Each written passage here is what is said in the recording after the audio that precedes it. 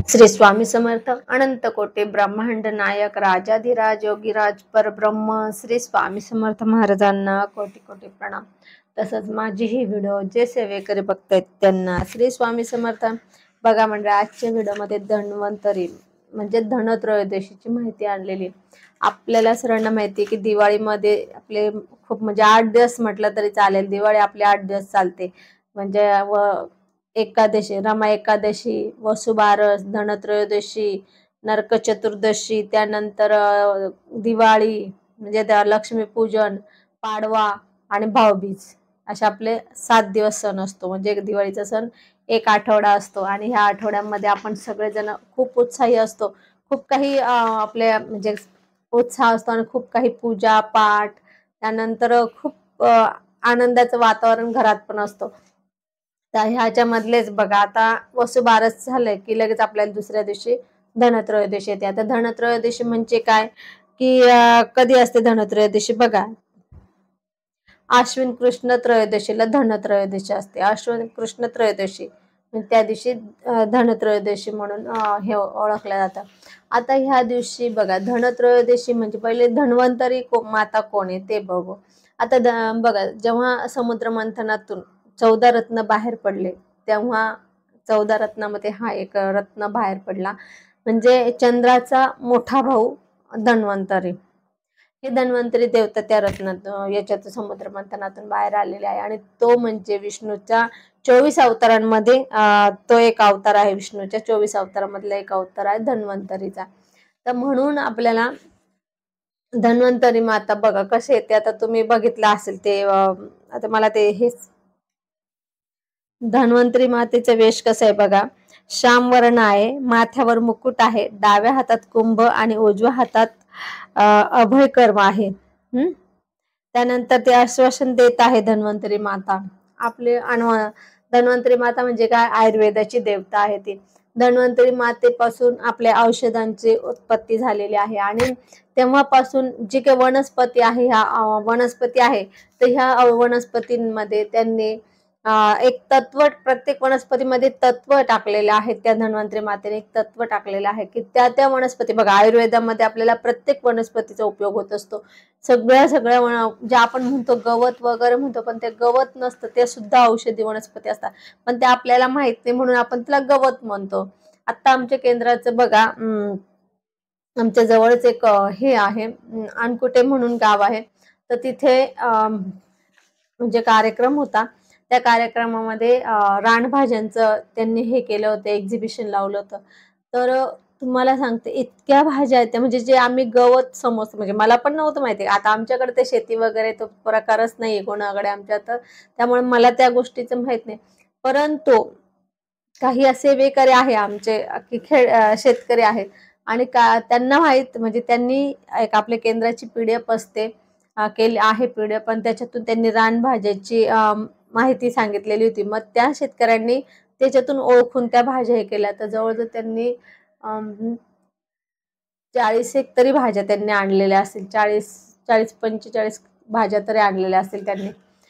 त्या भाज्या, त्या रानभाज्या त्यांनी आणलेल्या होत्या, त्याचं मस्त छानपैकी असं ते त्यांनी पेज बनवलं। त्या पेजवर मोठ्या अक्षरात ही भाजी या नावाची, ती भाजी त्या नावाची असं केलेलं, म्हणजे त्याच्यामुळे आपल्याला ही भाजी कुठली आहे ते ओळखला जाते किंवा ही वनस्पती कुठली आहे। वनस्पतींचं पण असतं, पण एक भाजीचं आठवलं मला म्हणून सांगते। म्हणजे काय असतं की ती भाजी जरी रानभाजी आहे तर ती सुद्धा रानभाजी कुठल्या तरी शरीराच्या म्हणजे कुठल्या तरी आरोग्यासाठी, म्हणजे आपल्या कशा डोळ्यावर आहे काही कुठली तरी भाजी डोळ्यासाठी, कुठली शरीरासाठी, कुठली हाडांसाठी, ह्या ज्या भाज्या आहे, हे वनस्पती आहे, ह्या आपल्या शरीरासाठीच आहे, सगळ्या आपल्या अवयवांसाठी आहे, आपल्या सगळ्या आजारांवर आहे। एखादा बघा आता आपल्याला माहिती की पूर्वी डॉक्टर थोडीच होते, पूर्वी ते वैद्य होते, ते सगळे आपल्याला जडीबुटीत द्यायचे। मग ते कुठून द्यायचे, तर हेच आयुर्वेदाच्या याच्यातूनच द्यायचे। तर मग आपल्याला ते आता माहिती व्हायला लागले, हे आपल्या केंद्रामुळे, आपल्या दिंडोरी प्रणित केंद्रामुळे। त्यांचे इतके मुद्रण साहित्य आहे, त्याच्यातून इतकं ज्ञान घेण्यासारखं आहे की बस, तुम्ही जेही बुक घ्याल तिथलं त्याच्यातून तुम्हाला ज्ञान मिळेल आणि ते बाहेर कुठेच नसेल ते ज्ञान तिथं मिळत असतं। तर तसंच हे आयुर्वेदाचं पण बुक आहे, त्याच्यातूनच ते भाज्यांची माहिती आली। तर हे जे आहे हे आता आपला विषय थोडासा हे झाला, पण धन्वंतरी मातेने काय केलंय, प्रत्येक म्हणजे वनस्पतीमध्ये एक तत्व टाकलेलं आहे प्रत्येक वनस्पतीमध्ये. म्हणून त्या आपल्याला प्रत्येक वनस्पती ही आपली औषधी आहे. प्रत्येक कुठली ना ती अशी कुठलीच वनस्पती नाही का ती आपल्या उपयोगाची नाहीये, की ती आपल्या शरीरावर काहीतरी वाईट परिणाम करणार आहे, असं काहीच नाही. सगळ्याचा आपल्या शरीरावर चांगलाच परिणाम होतो, पण आपल्याला त्याची माहिती नाही की ही कुठली वनस्पती कुठल्या याच्यासाठी, आजारासाठी आहे.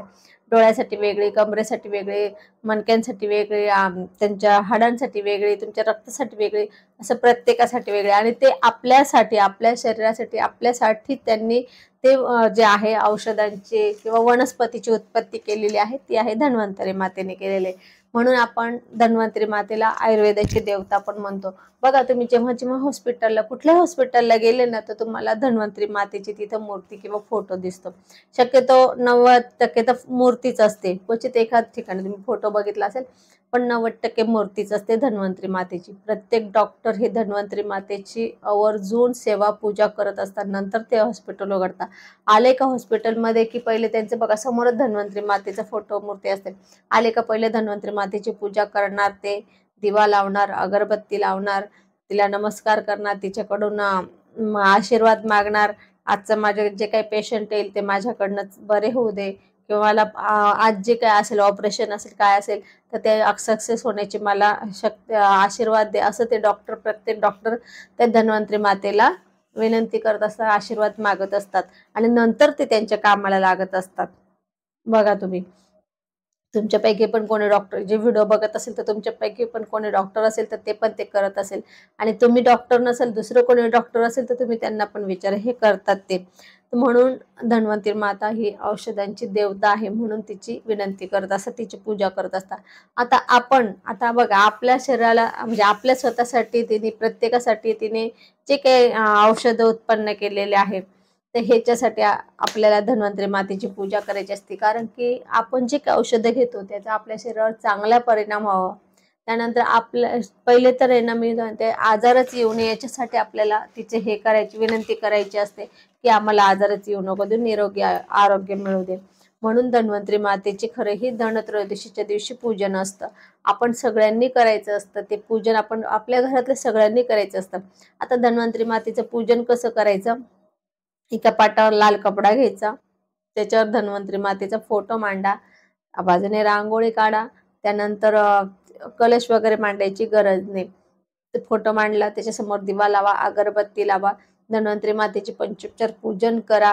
बरेच जण म्हणजे दागिने वगैरे, पैसा वगैरे ते पण ठेवता पूजेला, परंतु तुम्ही तुमचा आजूबाजूचं वातावरण बघून ते ठेवा, त्याचं काही हे नाही, तुम्ही ते पूजा करा.